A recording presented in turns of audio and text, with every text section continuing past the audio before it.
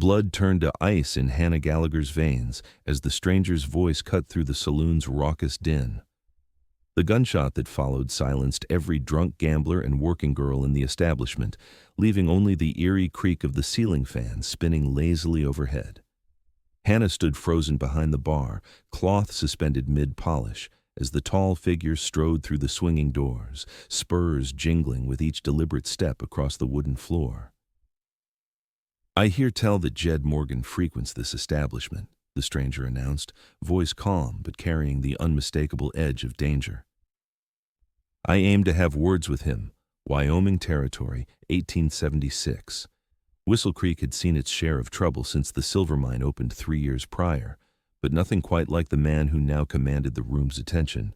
His dark eyes scanned each face deliberately, finally settling on Hannah. "Madam," he tipped his hat slightly, "might you point me in Morgan's direction?" Hannah swallowed hard. Jed Morgan, the man who'd killed her brother, claimed their family ranch through fraudulent means and made her last 2 years a living hell. The man whose cronies ensured she couldn't leave town without losing what little she had left. "He's not here," she answered truthfully, her voice steadier than she felt. "But he'll be back. Always is by nightfall." The stranger nodded once, approaching the bar with measured steps. Up close, Hannah could see the fine layer of trail dust on his coat, the weather-worn quality of his otherwise handsome face. Not a young man, but not old either, perhaps 30. His eyes, though hard, weren't cruel. "I'll wait," he said simply, placing a silver coin on the counter. "Whiskey." Hannah poured the amber liquid, studying him covertly. His wanted poster had hung in the sheriff's office for months. Wade Armstrong, former Union cavalry officer turned bounty hunter, the man who'd tracked down the notorious Sanders gang across 3 territories. "You're him, aren't you?" Hannah asked quietly, sliding the glass toward him. "The hunter." A ghost of a smile touched his lips. "Some call me that." "Jed Morgan has friends in this town," she warned, leaning closer, "including our sheriff." Wade Armstrong took a slow sip, eyes never leaving hers. "I'm not concerned about friends, miss." Gallagher, Hannah Gallagher. Recognition flickered across his face. "Thomas Gallagher's sister?" Hannah stiffened. "You knew my brother?" "Served with him briefly." "Good man." Wade's jaw tightened. "I heard what happened. That's partly why I'm here." Before Hannah could respond, the saloon doors swung open again. One of Morgan's men, Pete Donovan, sauntered in, stopping short at the sight of Wade. "Well, I'll be damned," Pete drawled, hand hovering near his holster. "Look what the wind blew in." Wade didn't turn, just continued sipping his whiskey. "Evening, Donovan. Still riding with trash, I see." Pete's face darkened. "You've got no business here, Armstrong." "My business is my own," Wade replied evenly, "but I suggest you inform Morgan I'm waiting. Might save us all some unpleasantness." Hannah felt her heart hammering against her ribs. The tension in the room was suffocating, made worse when Pete backed toward the door. "You're a dead man," he spat before disappearing into the street. Wade finished his drink, placing the glass down with deliberate care. "Miss Gallagher, I suggest you find somewhere else to be for the next hour or so." "This is my place," Hannah replied, reaching beneath the counter for the shotgun her father had left her. "What's left of it, anyway?" Wade's eyebrows rose slightly. "Your establishment? Since my father passed last winter, Morgan's been trying to take it too. But I've managed to hold on." She hefted the shotgun onto the counter. "So no, Mr. Armstrong, I won't be going anywhere." For the first time, genuine amusement touched his eyes. "Stubborn like your brother, I see. You have no idea." The saloon emptied quickly as word spread of Wade Armstrong's arrival.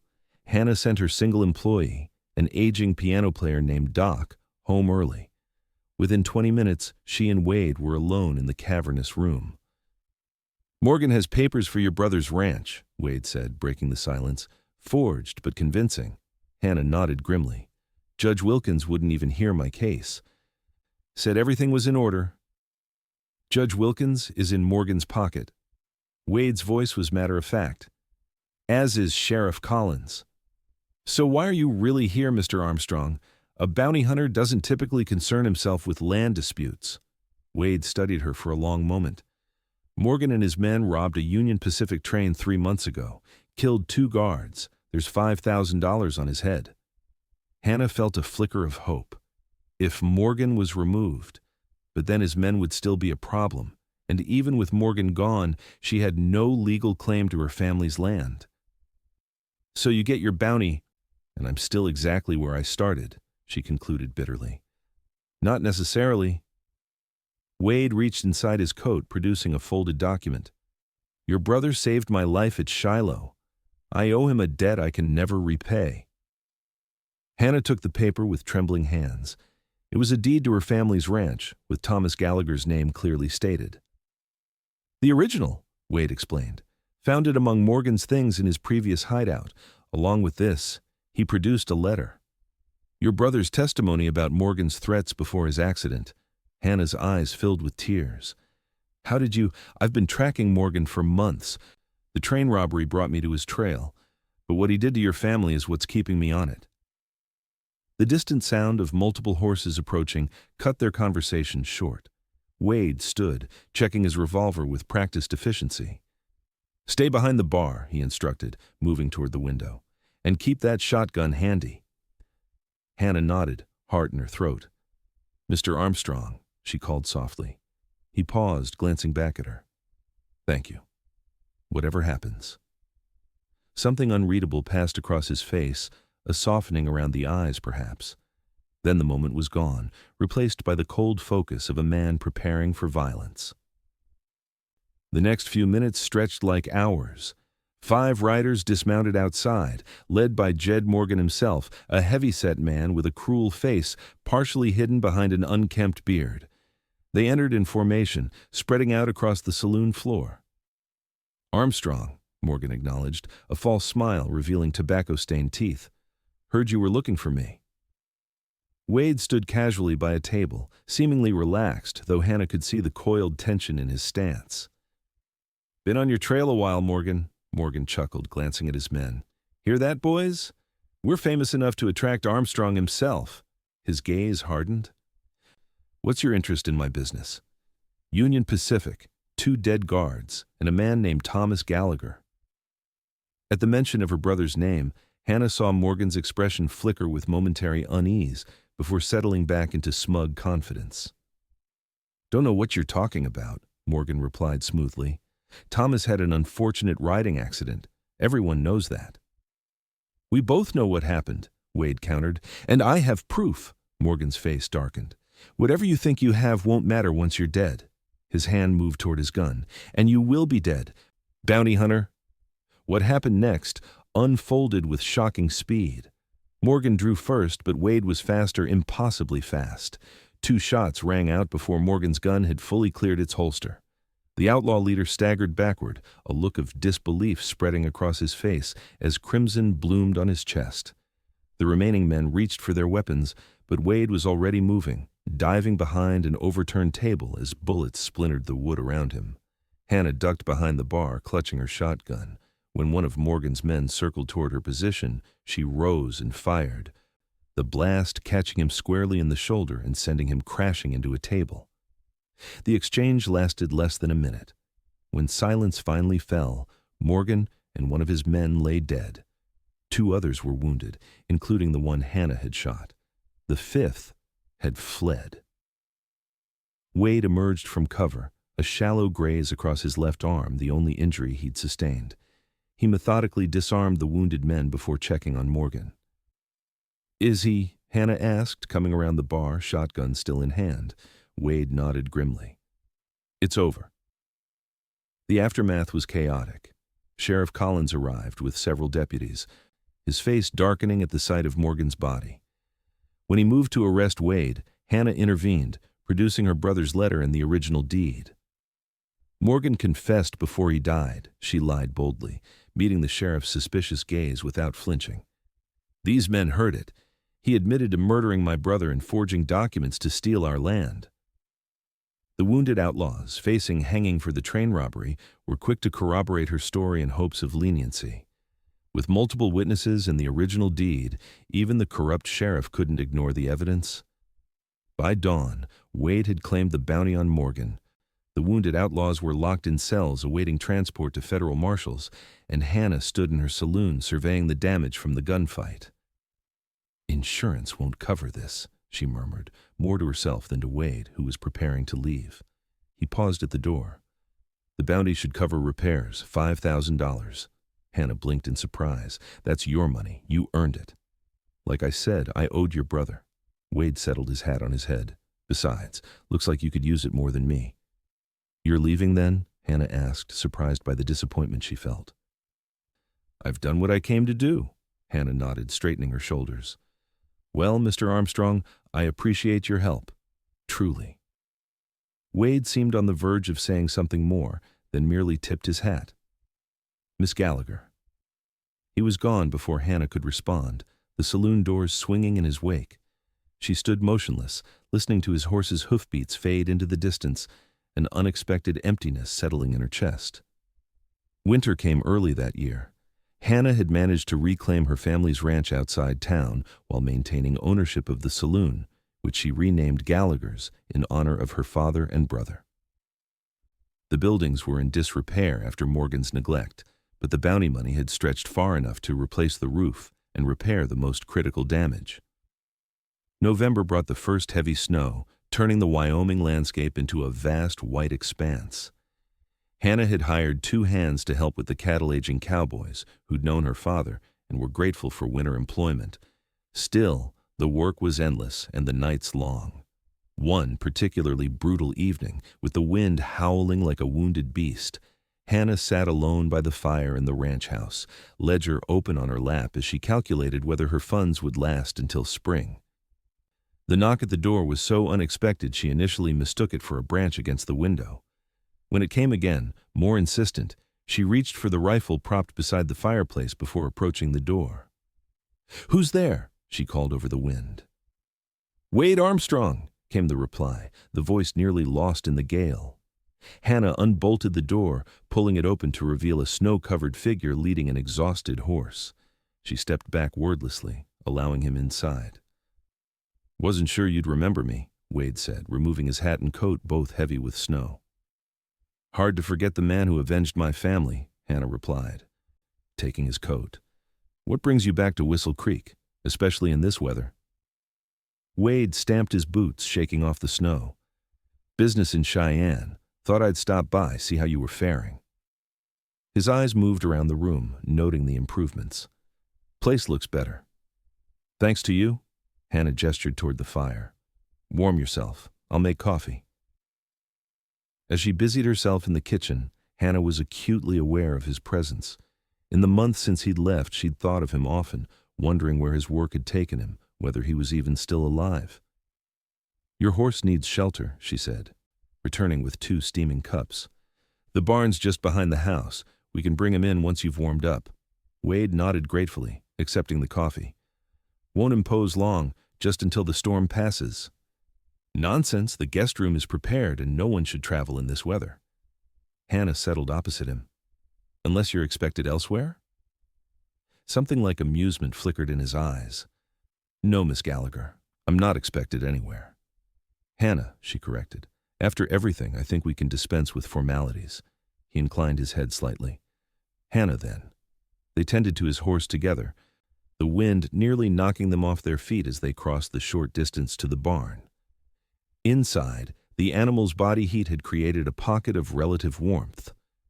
Wade removed his mount's saddle with practiced efficiency while Hannah prepared a stall with fresh hay. "He's a fine animal," she observed, watching Wade brush down the exhausted horse. "Arabian?" "Quarter horse with some Arabian, I suspect," Wade replied. "Purchased him in Texas 2 years ago. Best investment I ever made." "Does he have a name?" A faint smile touched Wade's lips. "Persistence." Hannah laughed. "Fitting, I imagine, in your line of work."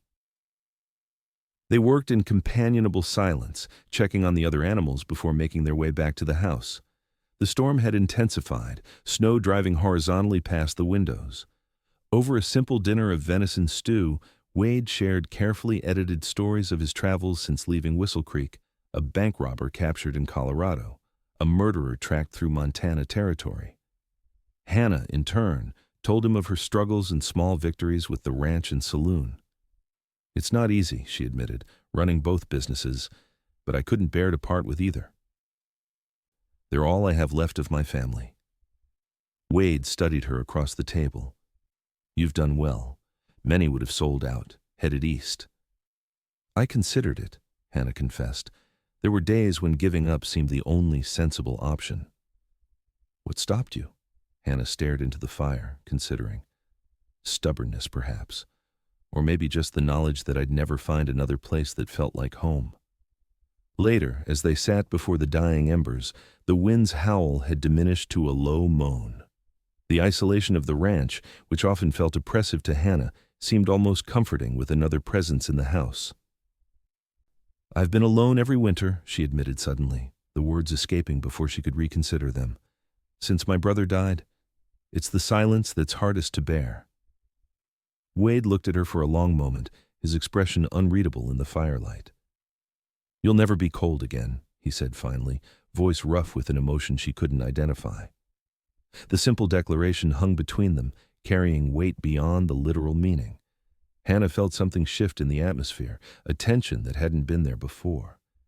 "Bold promise from a man who's passing through," she responded, trying to keep her tone light despite the sudden racing of her heart. "Perhaps I'm tired of passing through," Wade replied quietly. Their eyes met across the space between their chairs, and Hannah saw vulnerability beneath his customary reserve, a glimpse of the man behind the reputation. The moment stretched, fragile and charged with possibility. Then Wade stood, breaking the spell. "It's late," he said. "Thank you for your hospitality." Hannah showed him to the guest room, painfully aware of his proximity as they walked the narrow hallway. At the doorway, he paused, turning to face her. "Good night, Hannah." "Good night." "Wade," she returned to her room, knowing sleep would elude her. Outside, the storm continued its assault, but inside, a different kind of tempest had begun. Morning brought clarity with its pale winter sunshine. The storm had passed, leaving behind a transformed landscape of pristine white drifts and ice-encrusted trees. Hannah rose early, finding Wade already awake, tending the fire in the main room. "You're up with the sun," she observed, wrapping her shawl tighter against the morning chill. Wade straightened. Old habits. Never could sleep past dawn, even when opportunity allowed. The awkwardness of the previous evening seemed to have dissipated, replaced by a tentative camaraderie as they prepared breakfast together. Wade proved surprisingly adept in the kitchen, his movements economical and precise as he fried salt pork while Hannah mixed biscuit dough. "Where did a bounty hunter learn to cook?" she asked, sliding the biscuits into the oven. "Union Army," he replied. "Then 10 years of eating my own cooking on the trail. A man either learns or starves." Hannah smiled. "My father always said the same. Taught all of us, even Thomas, though he complained bitterly about women's work." "Your father sounds like a wise man." He was. Hannah's smile faded. "He built this place from nothing. Came west with my mother in '51 before I was born. They lost 2 children to fever that first winter, but they persevered." Wade nodded, understanding in his eyes.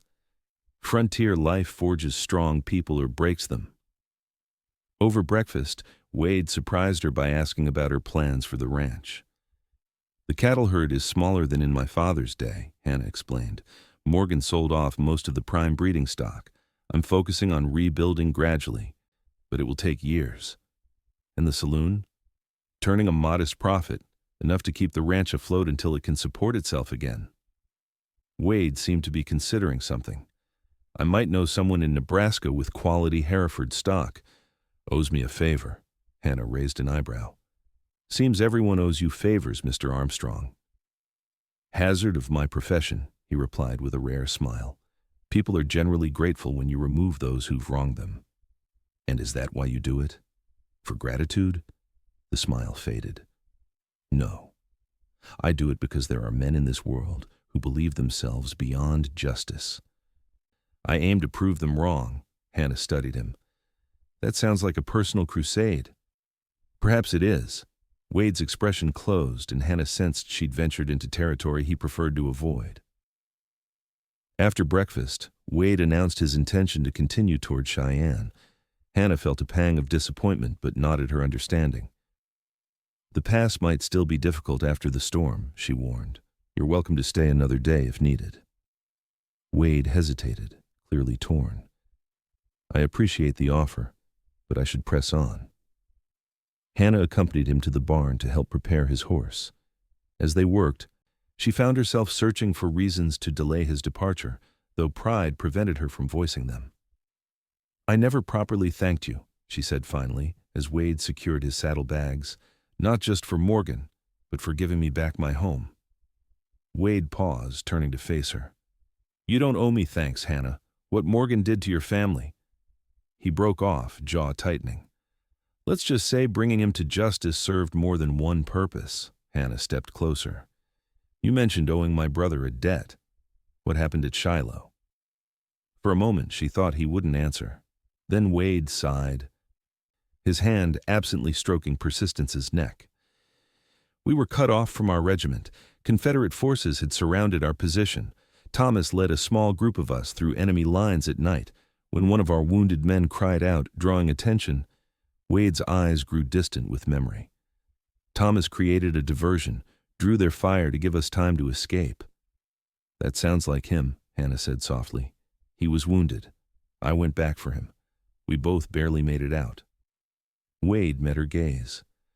"After the war, we corresponded occasionally. When I heard about his death, I knew immediately it wasn't an accident." Hannah blinked back sudden tears. "He never told me about Shiloh, or about you."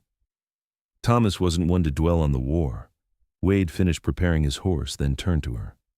"Your brother was one of the finest men I've known. What I did here was small repayment for his sacrifice."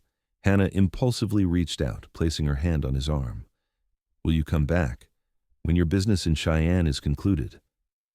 The question seemed to catch him off guard. For a heartbeat, vulnerability showed plainly on his face before his customary reserve reasserted itself. "Would you want me to?" he asked quietly.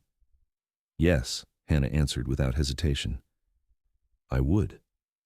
Something shifted in Wade's expression, a softening, a decision made. "Then I will return." He mounted smoothly, looking down at her from the saddle. The morning sun caught in his dark hair, revealing strands of silver at the temples that Hannah hadn't noticed before. "Be careful," she said, stepping back. Wade nodded once, then urged Persistence forward.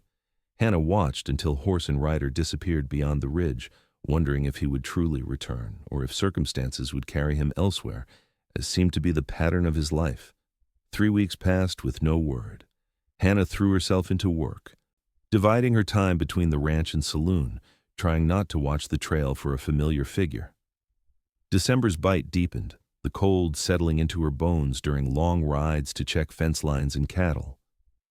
Christmas approached, bringing with it memories of happier times when the house had been filled with family.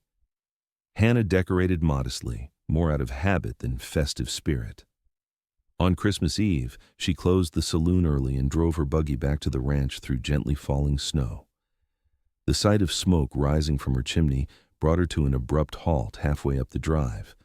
She hadn't left a fire burning, and her ranch hands had gone to town for the holiday. Heart pounding, she reached for the rifle kept beneath the buggy seat. As she approached cautiously, the front door opened. Wade stood framed in the doorway, lamplight spilling around him. "Thought you might be delayed by the weather," he called, descending the porch steps to help with the horse. Hannah stared, momentarily speechless. "You came back." "I said I would." He took the reins, his gloved hand briefly covering hers. "Though I'm beginning to think I should have sent word ahead." Relief gave way to something warmer as she dismounted. "How long have you been waiting?" "Arrived this morning." Wade led the horse toward the barn. "Hope you don't mind that I made myself at home." Hannah followed, noting the freshly chopped wood stacked beside the house, the cleared pathway through the snow. "Not at all, but your business in Cheyenne." "Concluded," Wade replied simply. "Successfully." In the barn, they worked together to unharness the horse and prepare it for the night. Hannah noticed additional supplies stacked neatly in one corner, sacks of feed, tools, items she'd mentioned needing during his previous visit. "You've been busy," she observed. Wade shrugged.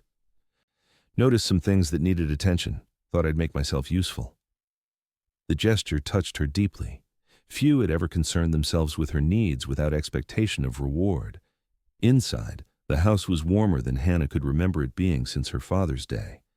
A fire blazed cheerfully in the hearth, and the scent of coffee and something savory filled the air.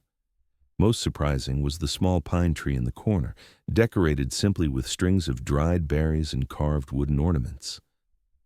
"Where did you find a tree?" she asked, removing her coat. "Northwest Ridge," Wade replied. "Used to cut one every Christmas as a boy." Seemed fitting. Hannah approached the tree, touching one of the wooden ornaments, a delicately carved horse. "Did you make these as well?" Wade nodded, a hint of embarrassment crossing his features. "Had some time on my hands. Not much else to do during evenings on the trail." Hannah turned to him, suddenly overwhelmed by the thoughtfulness of the gesture. "Thank you. I haven't had a proper Christmas since—" "I know," Wade said quietly. "Neither have I." They ate dinner at the kitchen table, sharing the rabbit stew Wade had prepared and a bottle of wine Hannah had been saving for a special occasion. As the evening progressed, Wade seemed to relax, revealing more of himself than he had during his previous visit. He spoke of his childhood in Ohio, his father's carpentry shop, his mother's dream that he might become a lawyer or doctor. The war had changed everything, as it had for so many. Afterward, restlessness had driven him west, and circumstances had led him into bounty hunting, a profession he'd found himself uniquely suited for. "It's not a life many would choose," he admitted. "Always moving, always alone." "Is that why you came back?" Hannah asked. "Tired of being alone?" Wade met her gaze steadily. "I came back because for the first time in years, I found somewhere that felt like it might be worth staying." The simple honesty of his words stole Hannah's breath. "And how long might that be? A week? A month?" "That depends," Wade replied carefully. "On whether I'm welcome." Hannah set down her wine glass. "You know you are." Later, as they sat before the fire, the room illuminated only by flames and the light of a single lamp, Wade produced a small package from his coat pocket.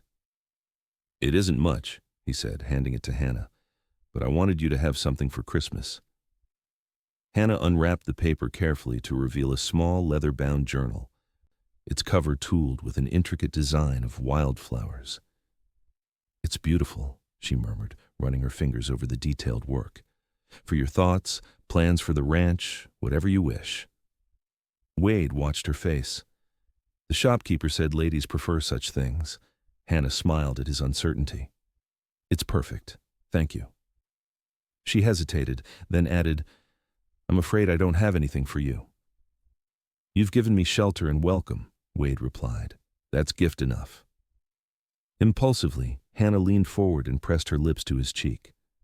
"Merry Christmas, Wade."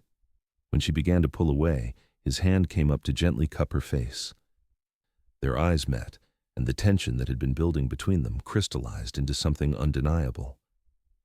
"Hannah," he said, her name almost a question. In answer, she closed the distance between them, her lips finding his. The kiss was tentative at first, then deepened as Wade's arms encircled her, drawing her closer. When they finally parted, both were breathing unsteadily. "I didn't come here expecting this," Wade said, his voice rough. "I know," Hannah replied. "Neither did I." They remained by the fire late into the night, talking, sharing occasional kisses, discovering each other with the cautious wonder of people who had forgotten what it meant to be close to another. When fatigue finally claimed them, Wade walked Hannah to her bedroom door.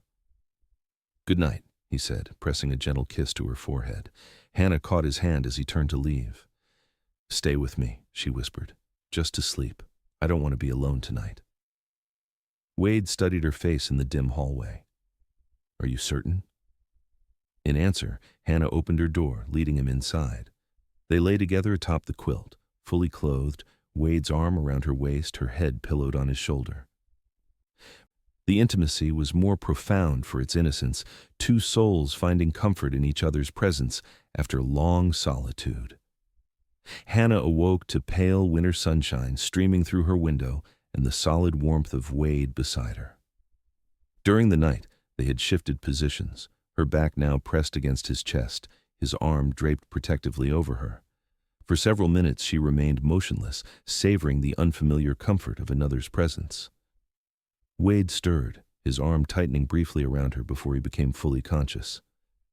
"Morning," he murmured, voice husky with sleep. Hannah turned to face him, struck by the vulnerability in his expression before his usual composure returned. "Merry Christmas," she replied. They shared a simple breakfast, then bundled up to check on the cattle. The day was clear but bitterly cold, their breath forming clouds in the frigid air as they rode side by side across the snow-covered pastures. "They're looking better than I expected," Wade observed, surveying the small herd gathered near a sheltered feeding area. "You've done well, considering what Morgan left you with," Hannah nodded. "They're hardy stock, like their owner, I suppose." Wade's gaze shifted to her, admiration evident in his eyes. "More than hardy, remarkable." The compliment brought warmth to Hannah's cheeks despite the cold. As they continued their rounds, she found herself studying Wade when he wasn't looking the confident way he sat his horse, the alert watchfulness that never seemed to leave him even in seemingly peaceful moments. "How long have you been hunting bounties?" she asked as they turned back toward the ranch house. "Almost 10 years now," Wade replied. "Started after a gang murdered a family I was staying with in Kansas. Local law wouldn't pursue them across territorial lines." "So you did instead?" Wade nodded grimly. "Took me 6 months, but I found every last one." "And after that?" "Found I had a knack for tracking men who didn't want to be found." He adjusted his hat against the glare of sun on snow. "And there's never a shortage of work." "It's dangerous," Hannah observed. "Lonely, too, I'd imagine." "Yes, to both." Wade glanced at her. "Though I've been considering a change of profession recently." Hannah's heart quickened. "What sort of change?" "Ranching, perhaps, if I found the right opportunity." The implication hung between them, unspoken, but clear. Hannah kept her eyes fixed on the trail ahead, afraid that if she looked at him, the hope rising in her chest would be too evident. "Ranching is hard work," she said carefully. "Not much excitement compared to what you're used to." "Excitement is overrated," Wade replied, "particularly as a man gets older." They reached the barn, dismounting in companionable silence. As they tended to the horses, Hannah gathered her courage. "There's an opportunity here," she said finally. "This ranch needs more than I can give it alone." Wade paused in removing his horse's saddle. "Is that an offer, Hannah Gallagher?"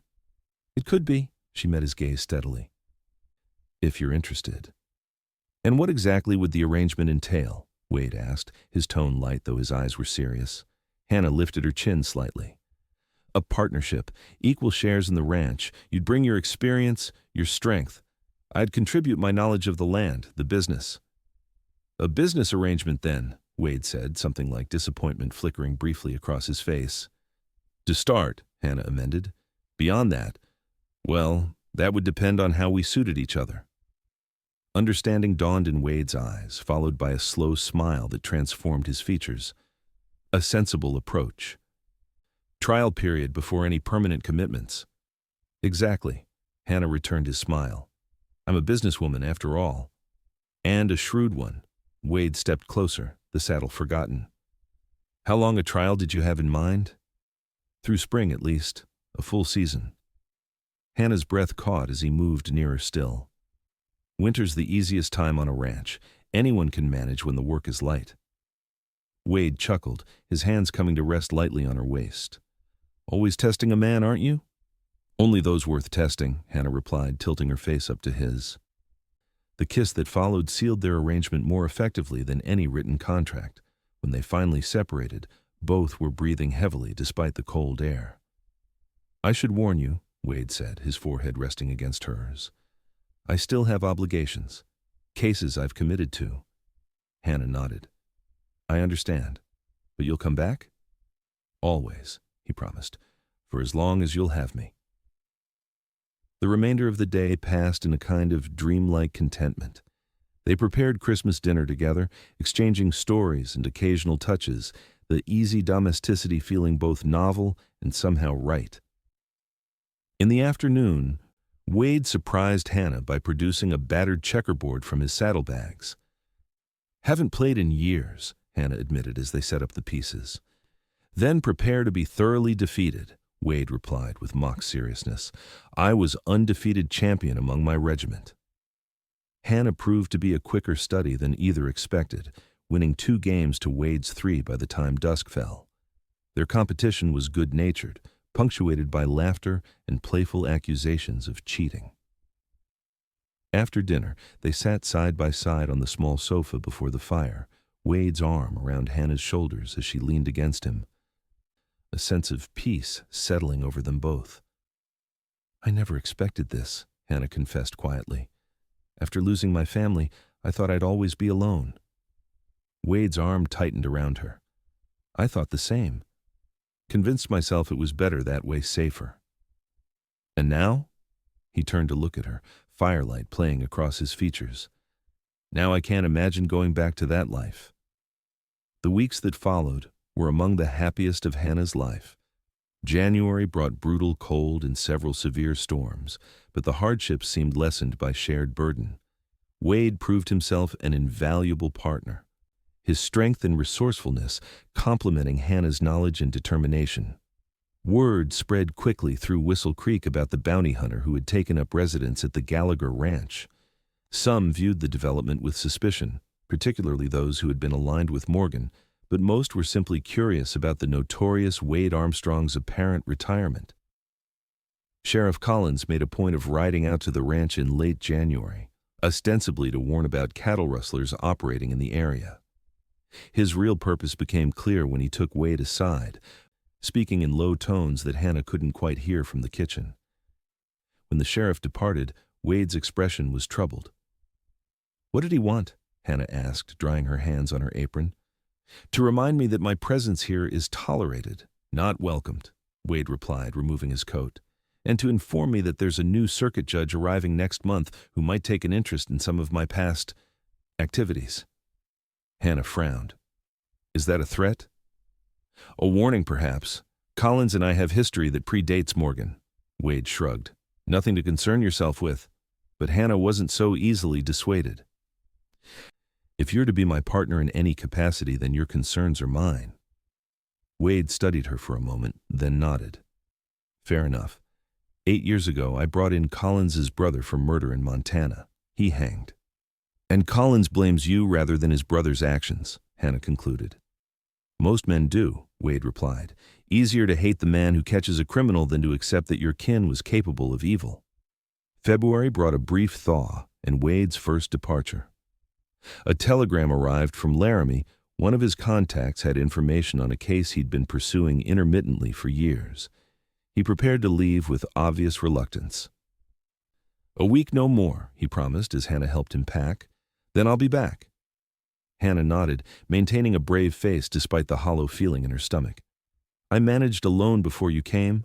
I can certainly handle things for a week." Wade caught her hand, pulling her gently toward him. "I know you can. That's not what worries me." "Then what does?" He searched her eyes. "That you'll realize life is simpler without a former bounty hunter complicating matters." Hannah shook her head, smiling despite herself. "If I wanted simple, Mr. Armstrong, I'd have sold this ranch and moved east years ago." Wade returned 11 days later. Tired and dusty, but intact. Hannah had worried constantly during his absence, knowing the dangers his profession entailed. The relief she felt upon seeing him ride up the lane was overwhelming, though she tried to greet him with composure. "You're late," she said, arms crossed as he dismounted. Wade smiled ruefully. "Had to take a roundabout route, ran into some unfriendly types near Medicine Bow." Hannah's practiced nonchalance crumbled at the sight of a bandage peeking from beneath his sleeve.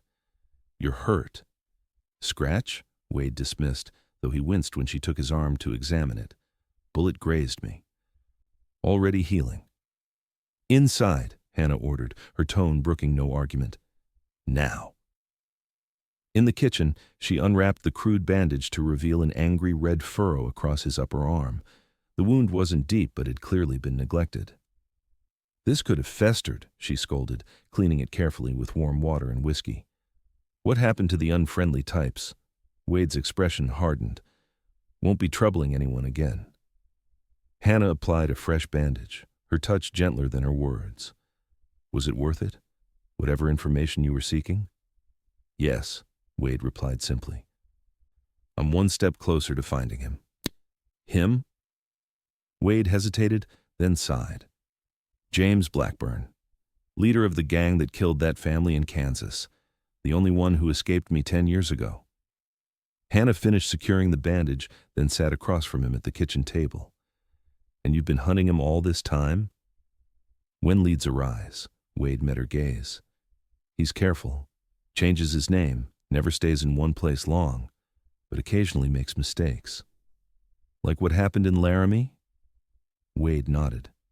"A bank robbery with his signature. 3 dead, including a child."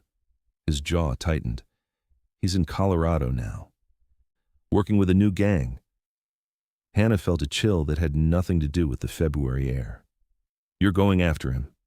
It wasn't a question, but Wade answered anyway. "Eventually, when I'm certain of his location." "And if I asked you not to?" Wade's expression softened.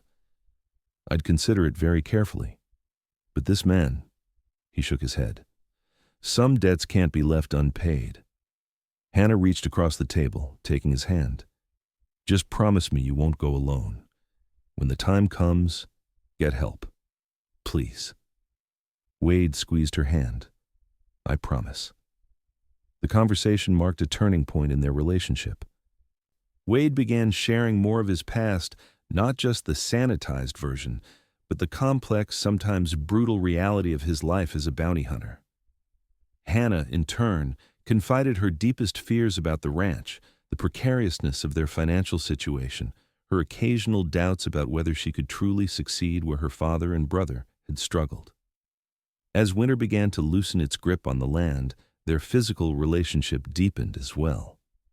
What had begun as comfort and companionship evolved into something more passionate, their nights together a discovery of mutual desire long denied. One evening in early March, as they lay together in the afterglow of lovemaking, Wade traced idle patterns on Hannah's bare shoulder. "I've been thinking," he said, his voice low in the darkness. Hannah turned to face him, her hair spilling across the pillow. "A dangerous pastime for a man of action."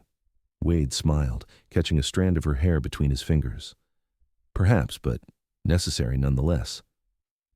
He paused, seeming to gather his thoughts. "Our trial period is nearly over." Hannah's heart skipped. "So it is.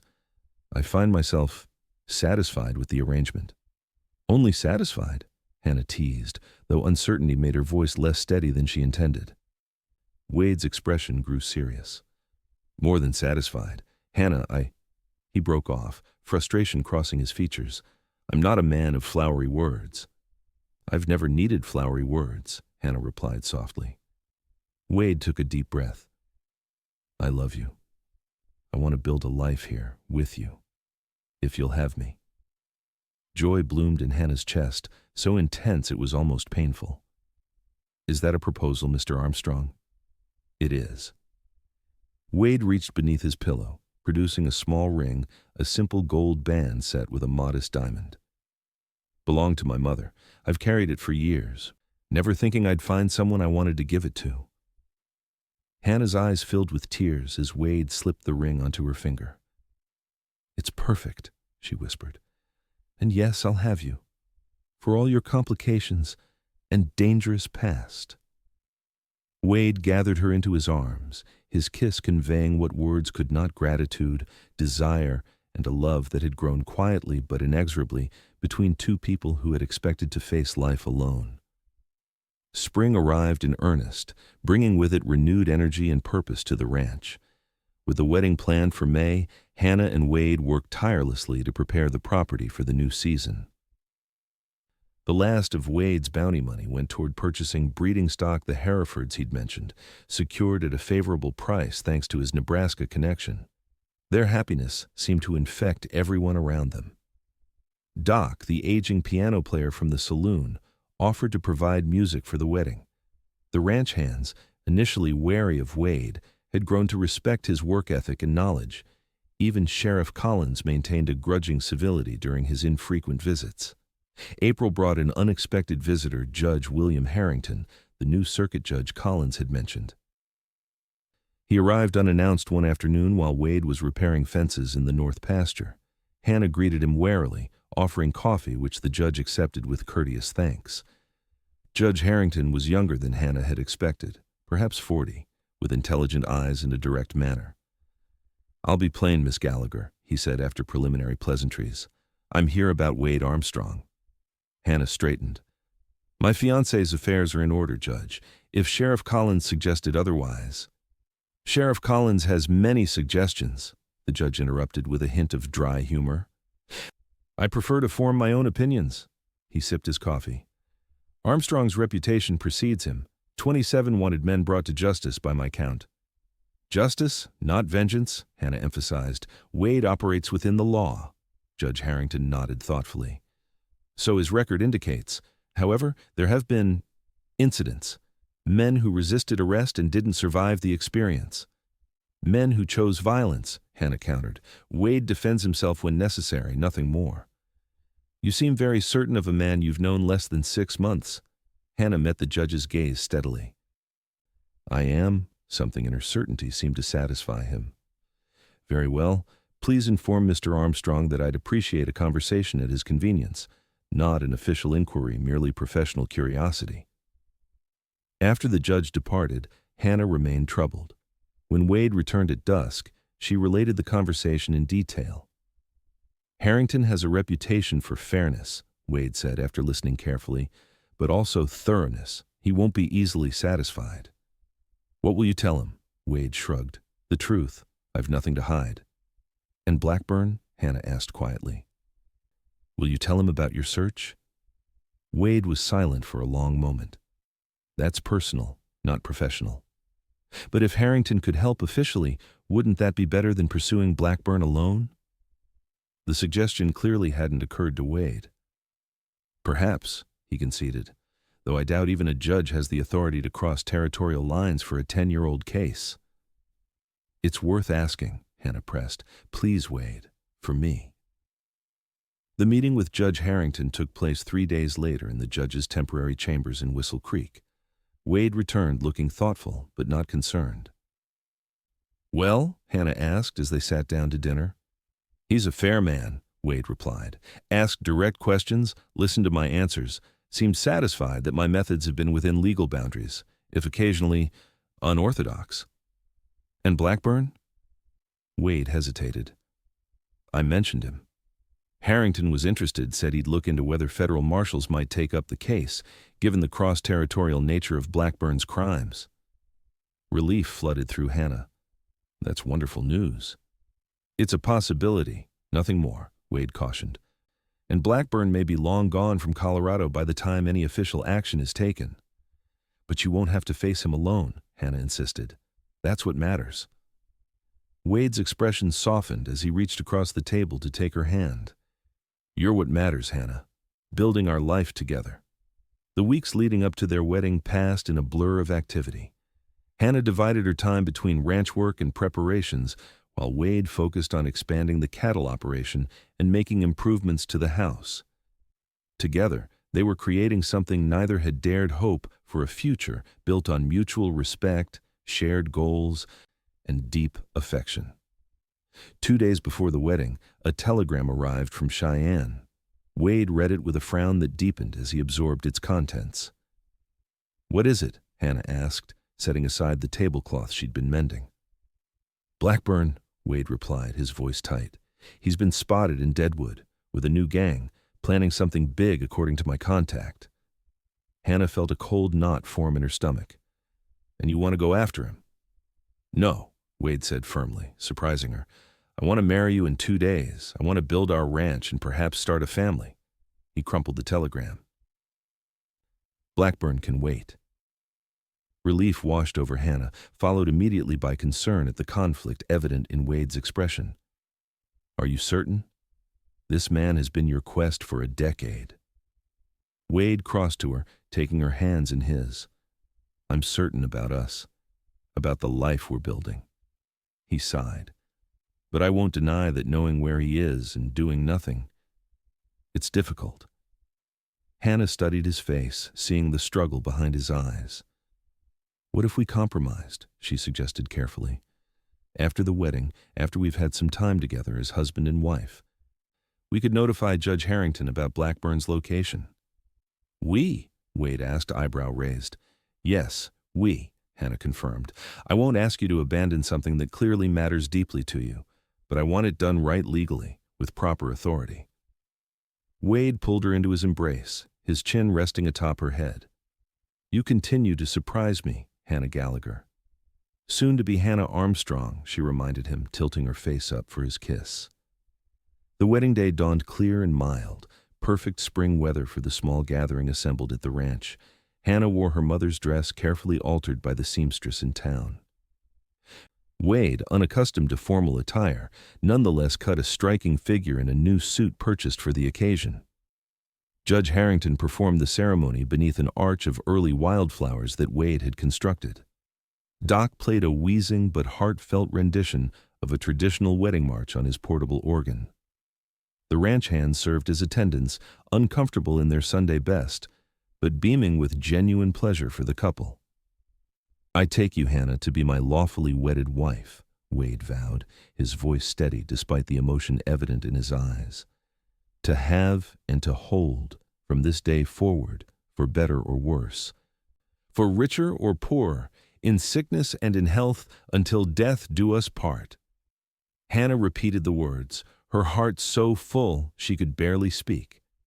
When Judge Harrington pronounced them husband and wife, the small gathering erupted in cheers that startled the horses in the nearby corral. The celebration continued well into the evening, with food and drink flowing freely. As dusk fell, lanterns were lit around the yard, and Doc played lively tunes that soon had everyone dancing. During a quiet moment, Judge Harrington approached the newlyweds. "I have news that might interest you," he said, directing his words to Wade. "Regarding our conversation." Wade straightened, his arm still around Hannah's waist. "Blackburn?" The judge nodded. "Federal marshals have been authorized to pursue the case. They're assembling a team now, based on the information you provided." Relief washed over Hannah, but Wade's expression remained guarded. "When will they move?" "Within the month, I'm told." Harrington studied Wade carefully.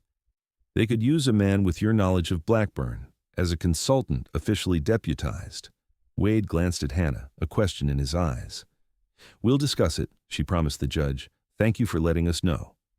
Later, as their guests departed and they prepared to retire to their now shared bedroom, Hannah broached the subject. "You should go," she said quietly, "when the marshals are ready." Wade turned to her in surprise. "It's not what I expected you to say." "I know," Hannah smiled slightly, "but I've had time to think. This man has haunted you for 10 years. You need to see this through properly, legally, as part of something larger than a personal vendetta." Wade pulled her into his arms. "And you?" "I'll be here," Hannah promised, "building our ranch, waiting for you to return." "I don't deserve you," Wade murmured against her hair.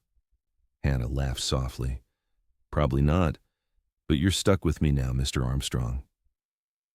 Their wedding night was everything Hannah had dreamed, tender, passionate, a celebration of their commitment to each other. As they lay together afterward, Wade traced the curve of her shoulder with gentle fingers. "When I first arrived in Whistle Creek, I never imagined this," he confessed. "A home, a wife, a future beyond the next bounty." "And do you regret any of it?" Hannah asked. Wade shifted to look into her eyes. "Not a single moment." The telegram arrived 3 weeks later, as they were finishing breakfast. Wade read it silently, then handed it to Hannah.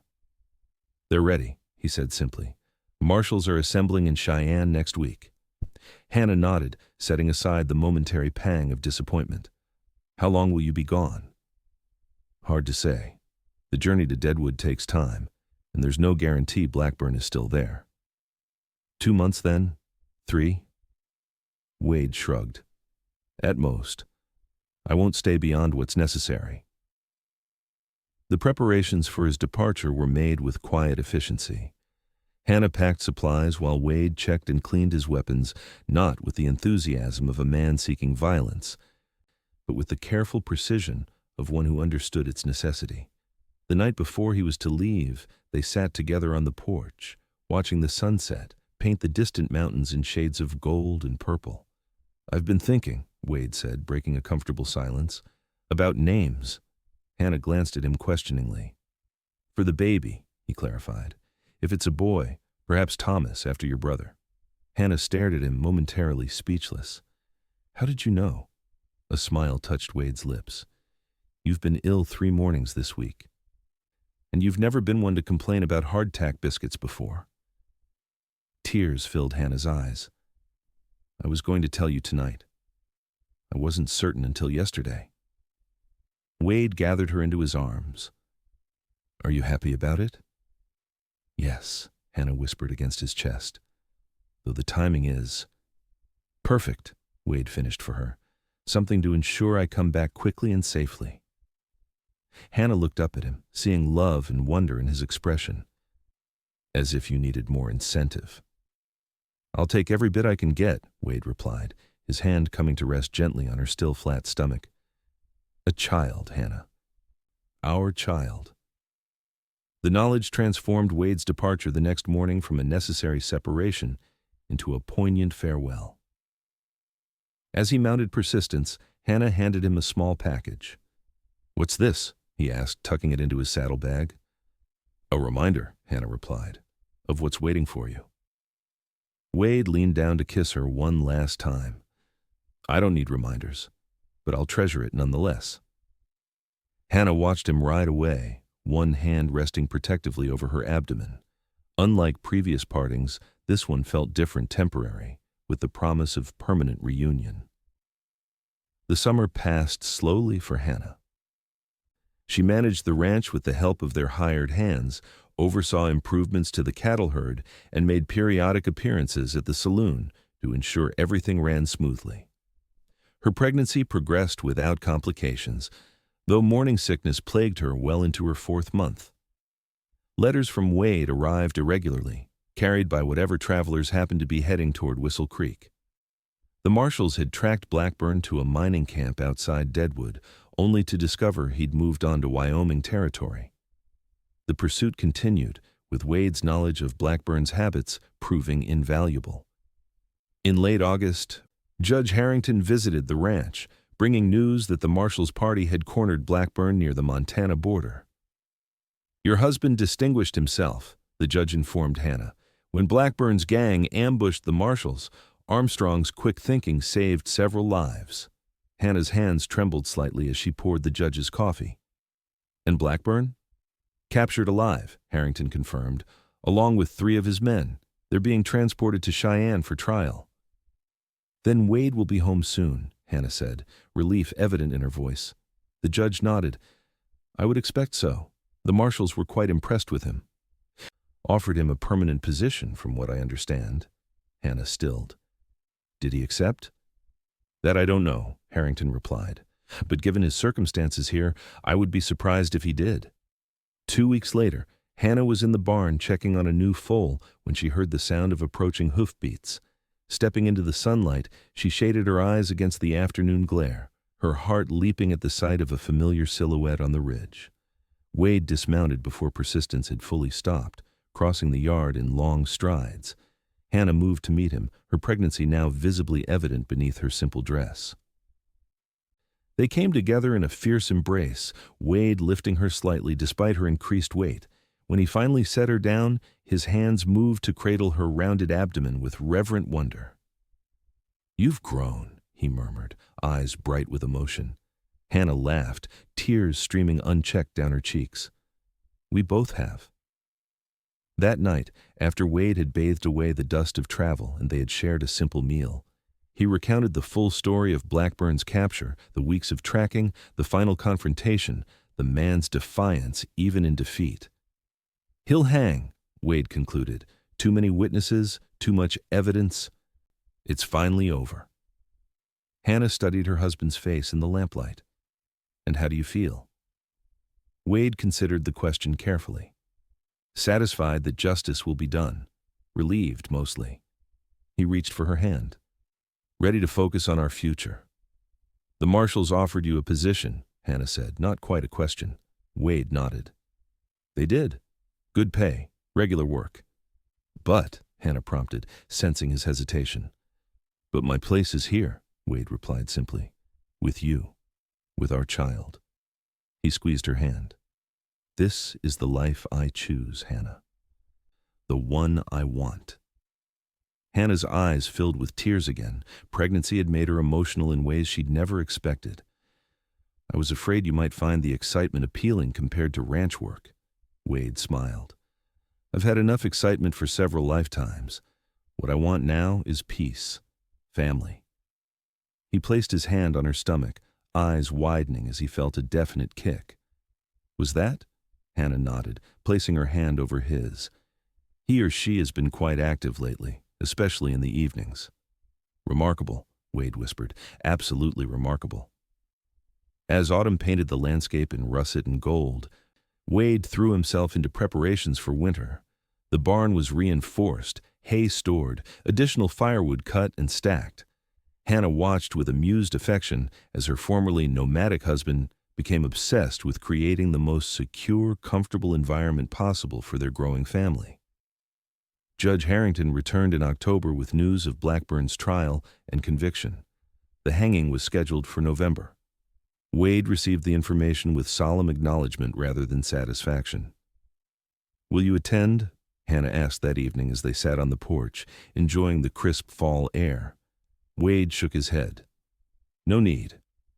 Justice doesn't require my witness. Hannah leaned against his shoulder, grateful for the wisdom in his response. The Wade Armstrong who had ridden into Whistle Creek nearly a year ago might have felt differently, might have needed to see his decade-long pursuit reach its conclusion. The man beside her now had found something more valuable than vengeance. November brought early snows and increasing anticipation as Hannah's time grew near. Wade rarely left her side, arranging for one of the hands to manage routine ranch tasks while he remained close to the house. You're hovering, Hannah teased as he brought her yet another cup of tea one afternoon. Guilty as charged, Wade admitted without remorse. Indulge me. Hannah softened, recognizing the love behind his protectiveness. Always. The baby arrived during the first major blizzard of the season, 2 weeks earlier than expected. Wade rode through the storm to fetch the midwife from town, returning with the woman just as Hannah's labor intensified. For 16 hours, Wade paced outside the bedroom door, occasionally permitted entry to offer encouragement and support. When the first cry finally pierced the air, he burst into the room without waiting for permission. A daughter, the midwife announced, placing the tiny red-faced infant in Hannah's arms. Healthy and strong, lunged as you can hear. Wade stood transfixed at the sight of his wife and child. When Hannah beckoned him closer, he approached with uncharacteristic hesitation, perching carefully on the edge of the bed. Would you like to hold her? Hannah asked, her face radiant despite her exhaustion. With trembling hands, Wade accepted the swaddled bundle. The baby quieted almost immediately, tiny fingers curling reflexively around his much larger one. She's perfect, he whispered, awe evident in his voice. Absolutely perfect. What shall we call her? Hannah asked softly. Wade studied his daughter's face. Elizabeth, after my mother, unless you had another name in mind. Elizabeth is beautiful, Hannah agreed. Elizabeth Thomas Armstrong, perhaps, to honor your brother? Wade's eyes glistened with unshed tears. He would have been proud to be her uncle. The midwife departed the next day when the storm abated, leaving the new family to adjust to their altered reality. Wade proved to be a natural father, handling the infant with surprising confidence for a man who had spent most of his adult life in the company of outlaws and lawmen. Where did you learn to change diapers? Hannah asked, watching him efficiently tend to their daughter. Had a sister back in Ohio, Wade replied, 8 years younger. Helped my mother with her when I was a boy. These glimpses into his past, once so rarely shared, now came more frequently. Stories of his childhood, his family, his life before the war had changed everything. As if Elizabeth's arrival had unlocked something long closed within him. Christmas that year was a quiet celebration, made special by the presence of their infant daughter. Wade had carved a delicate wooden horse for Elizabeth I, of what he promised would be many toys as she grew. Too soon for her to appreciate it, he acknowledged as Hannah admired his handiwork. But I couldn't resist. Hannah kissed him tenderly. She's lucky to have you as her father. I'm the lucky one, Wade replied, watching their daughter sleep in her cradle.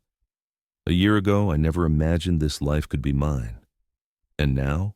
Wade drew Hannah into his arms. Now I can't imagine any other. As they stood together in the warm glow of firelight, their daughter sleeping peacefully nearby, Hannah remembered the words that had first kindled hope in her heart during that long-ago winter storm. You'll never be cold again, Wade had promised. Looking at their home, at the family they had created, Hannah knew it was a promise kept in ways neither of them could have foreseen. The loneliness of past winters had been banished, replaced by a warmth that would sustain them through all seasons to come. Outside, snow continued to fall, blanketing the ranch in pristine white. But inside, in the home they had built together, Hannah and Wade Armstrong had found something rare and precious, a love strong enough to weather any storm, and the promise of many winters by each other's side.